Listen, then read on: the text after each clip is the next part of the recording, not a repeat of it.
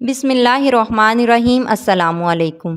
पुराने वक्तों की बात है कि एक बादशाह के दरबार में एक अजनबी हाजिर हुआ और बादशाह से नौकरी का तलबगार हुआ। बादशाह ने जब उसकी काबिलियत दरियाफ्त की तो उसने बताया कि वो सियासी अरबी मैन है। बादशाह के पास पहले ही सियासतदानों की लंबी कितार थी, लेकिन इत्फाक से इसके अस्तबल का रखवाला फोत हो चुका था। चुनाचे बादशाह ने उसे अपने हाथ अस्तबल का रखवाला बना दिया। कुछ दिन बाद बादशाह ने उस शख्स से अपने सबसे अजीज घोड़े के बारे में दरियाफ्त किया तो उसने कहा कि घोड़ा नस्ली नहीं है। बादशाह ने वो घोड़ा बड़ा महंगा खरीदा था। चुनाचे बादशाह ने उस शख्स को हाजिर करने का हुक्म सादर किया जो दूर कहीं जंगल में घोड़े सुधारने और सुधाकर बेचने का कारोबार करता था। जब वो शख्स हाजिर हुआ तो बादशाह ने उस शख्स से दरियाफ्त किया कि तुमने तो मुझे ये घोड़ा असली और नस्ली कहकर बेचा था, लेकिन ये तो नस्ली नहीं है। उस शख्स ने जवाब दिया कि बादशाह सलामत, घोड़ा है तो नस्ली, लेकिन इसकी पैदाइश के वक्त इसकी माँ मर गई थी। चुनाचे ये घोड़ा एक गाय का दूध पीकर और इसी गाय के जेरे साया पला है और बचपन उसने गाय के साथ ही गुजारा है। बादशाह ने उस शख्स को रुखसत किया और अपने अस्तबल के रखवाले को बुलाकर पूछा कि तुमको कैसे पता चला कि घोड़ा असली नहीं है। उसने जवाब दिया कि यह घोड़ा जब घास खाता है तो सर नीचे करके गायों की तरह खाता है, जबकि नस्ली घोड़ा घास मुंह में लेकर सर उठा लेता है। बादशाह इसकी फरासत से खासा मुतासर और हैरान हुआ और उसके घर में अनाज, घी, भुने दुम्बे और परिंदों का आला गोश्त बतौर इनाम भिजवाया। उसके साथ साथ उसको अपनी बेगम के महल में तैनात कर दिया।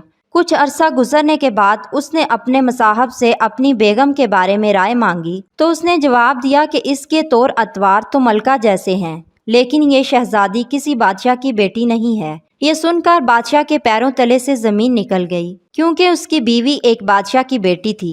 बादशाह ने अपने हाथ दुरुस्त किए और अपनी सास को बुला भेजा और मामला उनके गोश गुजार किया। बादशाह की सास ने उसे जवाब दिया कि हकीकत यह है कि तुम्हारे बाप ने मेरे मियाँ से हमारी बेटी की पैदाइश पर ही उसका रिश्ता मांग लिया था, लेकिन हमारी बेटी 6 माह की उम्र में फोत हो गई। चुनाचे हमने तुम्हारी बादशाहत से करीबी ताल्लुकात कायम करने के वास्ते इस बच्ची को अपनी बेटी बना लिया और इसकी परवरिश करके तुम्हारे साथ इसकी शादी कर दी।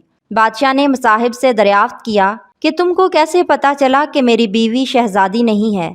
उसने कहा कि इसका सलूक खादमों के साथ ठीक नहीं है और बादशाह इस तरह नहीं करते। बादशाह अपने मसाहब की फरासत से मजीद मुतासर हुआ और बहुत सा अनाज और भेड़ बकरियां बतौर इनाम इस मसाहब को दीं और इसके साथ साथ उसे अपने दरबार में मुतय्यन कर दिया। कुछ अरसे गुजरने के बाद उसने अपने उस मसाहिब से अपने बारे में दरियाफ्त किया तो मसाहब ने कहा कि अगर जान की अमान पाऊं तो अर्ज करूं। बादशाह ने उससे जान की अमान का वादा किया तो उसने कहा कि तुम हो तो बादशाह, लेकिन ना तुम बादशाह के बच्चे हो और ना ही तुम्हारा चलन बादशाहों जैसा है। ये सुनकर बादशाह के पांव तले जमीन निकल गई। अमान का वादा वो पहले ही दे चुका था। चुनाचे वो इस गुत्थी को भी सुलझाने अपनी वालदा के महल जा पहुंचा ताकि पता चले कि माजरा क्या है।